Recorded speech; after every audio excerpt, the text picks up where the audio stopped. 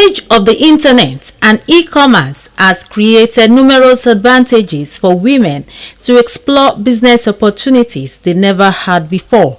Hence, the need for any government to empower women in the area of ICT and digitization for the social and economic growth of the society. The Ogun State Government, under the leadership of Prince Dapo Abiodun, has made this its priority to empower as many women as possible to be ICT compliant and digital literate, as over 200 female coders have been convocated through its free training classes called Coders in the last 3 years. This was made possible as a result of collaboration efforts between Bureau of Information Technology and a non-governmental organization, Aspilos Foundation. The special advisor to the governor on ICT, Mr. Dapo Abiodun, made this known at the 5th convocation ceremony of 43 Coders held at Ogun Tech Hub, Kobakwe Road, Abeokuta. He said it is important to create an enabling environment for people to tap into their inner ability regardless of their background. To create an environment where this can happen. That's what's most important.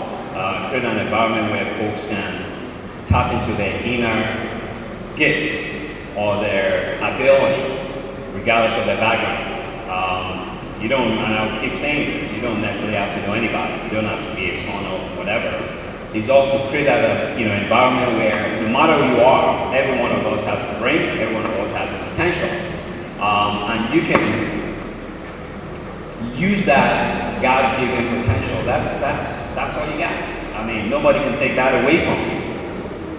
I mean, there's so many things folks can take away, but whatever you have up here, whatever you have in your mind, whatever vision that you have, and sometimes not everyone is going to see that vision, but if you have it, trust me, the environment will be created, for you to accomplish and reach whatever that goal is. He appreciated the present administration in the state for being passionate about technology and thereby creating an enabling environment for its citizens to learn. The goal or the objective of it is how do we transform our society in the age of digital literacy? How do we create solutions for it without looking upward? How do we encourage our own people? How do we build capacity? So the vision was pretty clear as to where we're going. And one of the challenges was how do we get the necessary support to make it happen? Fortunately for us, we had an administration that came in, His Excellency Dr. Dapo Abiodun MFR, that's passionate about technology. So that's why we can all be here and celebrate ourselves. In his remark, the Special Assistant on ICT, Mr. Olukunle Akibola, could not hide his joy on the amazing performance of the graduates. Some of these girls came into this class without, some of them have never seen a computer before. And then to come up with things like this in 3 months, I just think is incredible. I think they deserve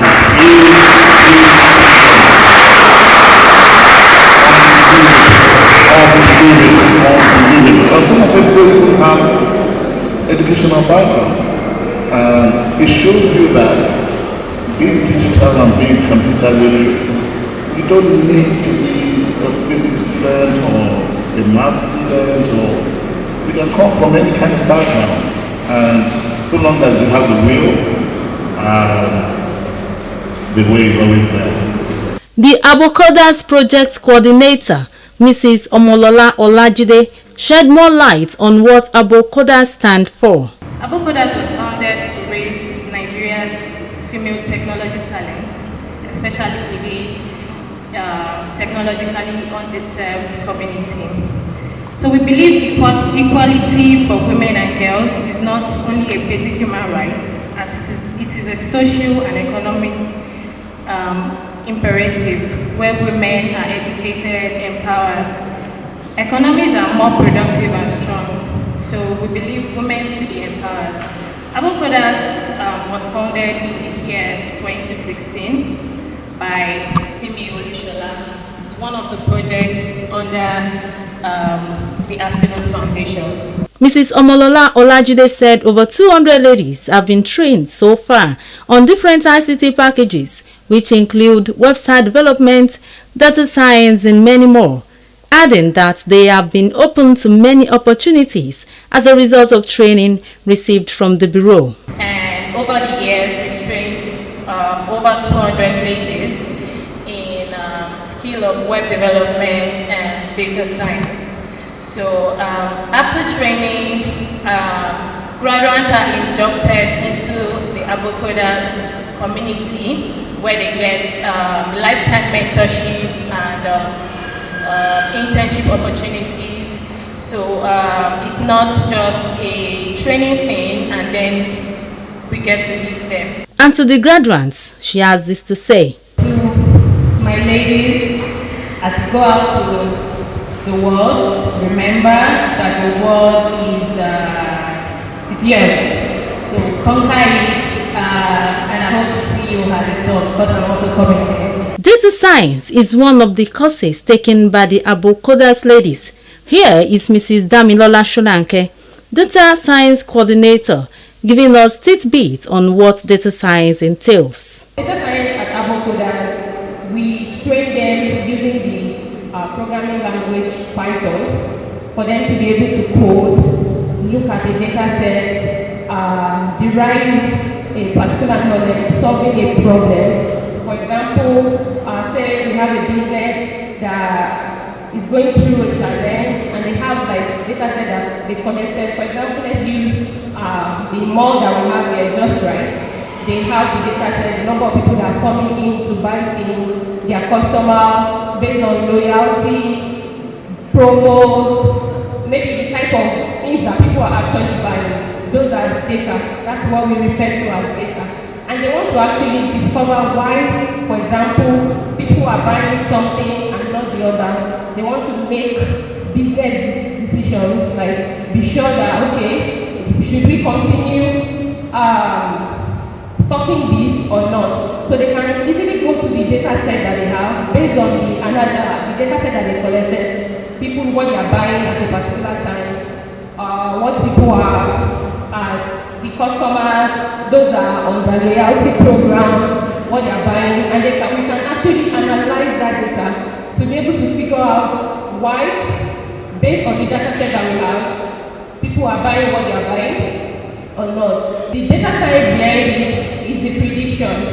Then we can use the knowledge to predict that, okay, going forward, don't stop this, or go ahead and stop this because you have a higher profit margin. On web development, Mrs. Omolola Olajide also spoke on what it is all about. Web development is divided into two parts. We call a part the front end part, then we call another part the back end part. So the front end part is the part people relate with. The part that, example, you go on Facebook. Everybody has a Facebook account. The same interface you see is the same interface you see. So that's the front end. But the back end part is the functionality part. The part where, okay, so I send her a message. I send a message to her inbox. Why is he not going to his own inbox? So that's the functionality part. So for Abokodas, we do the front end part, and we introduce our ladies to courses if they are interested in taking, after taking the front end, and they're interested in doing the back end part, we introduce them to courses to take for the back end part. Some of the graduates exhibited their projects to the admiration of the people present at the convocation. This project was built using HTML, CSS, and JavaScript. So HTML stands for Hypertext Transfer, Hypertext Markup Language, and it is used to build the structure of a website. CSS stands for Cascading Style Sheet. It is used to beautify a website. JavaScript is used to give functionality to a website. So to simplify it, HTML is like the block used to build this building, while CSS is the paint and the interior decor that was used to beautify this place. JavaScript is like the functionality such that when we press the light switch, light comes up here. So we can see the button here, where we can click on it to bring out some menu. The About Us, the Shop, and the Contact. So in the computer, this menu will not be up. So when we click on the button, they come out to show us. And then this is the CSS was used to make this site very beautiful. This is my project, and the project is an analog stopwatch. What is the use of the stopwatch? The stopwatch is used to measure or set time interval between events. It can be used for experiments, can be used for sporting events, cooking events, and so on. Okay, so my stopwatch has JavaScript functionalities. It can be, which is pause. Let's start from start. Reset. So we can start it.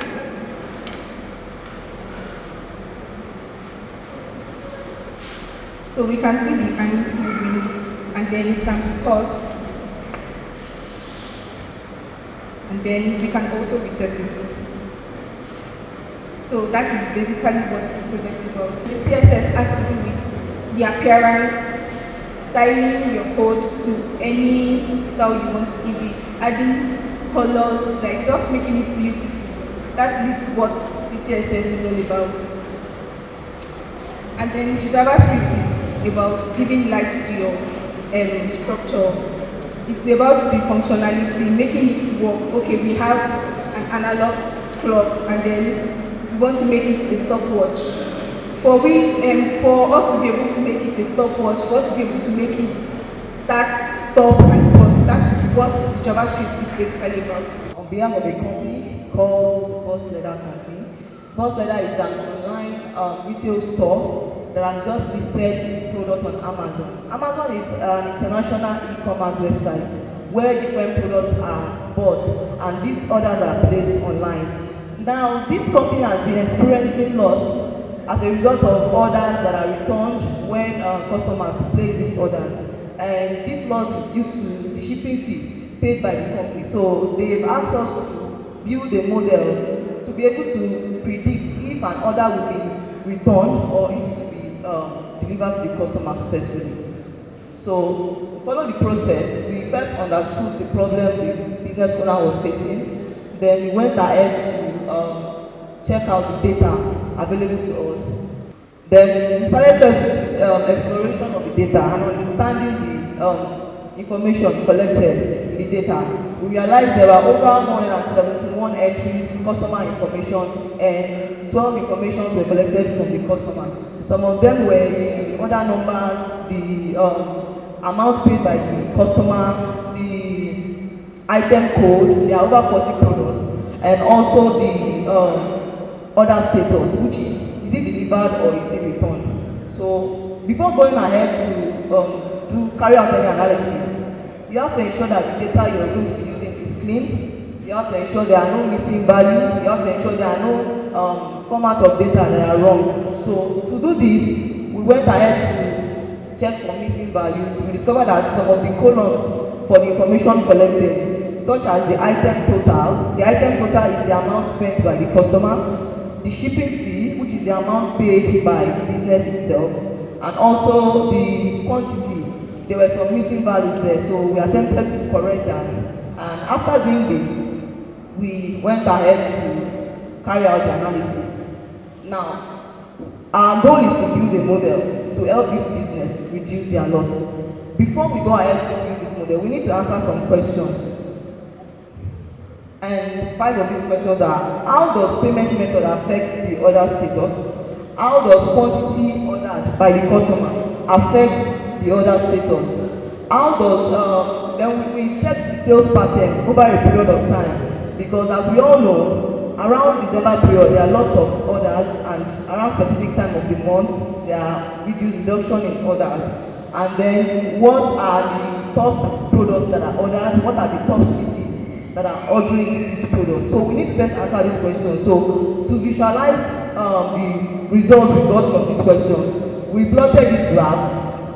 There are primarily two methods of payment: cash on delivery and online payment. So when we saw that for the online payment, which is won by the right-hand side, more orders were delivered. For orders that are delivered, the red column, the red bar, while for orders that are returned is the cyan bar. So we discovered that for online payment, more orders were delivered, while for cash on delivery, more orders were returned. Digital tablets were presented to the best graduates. Usman Kadidat.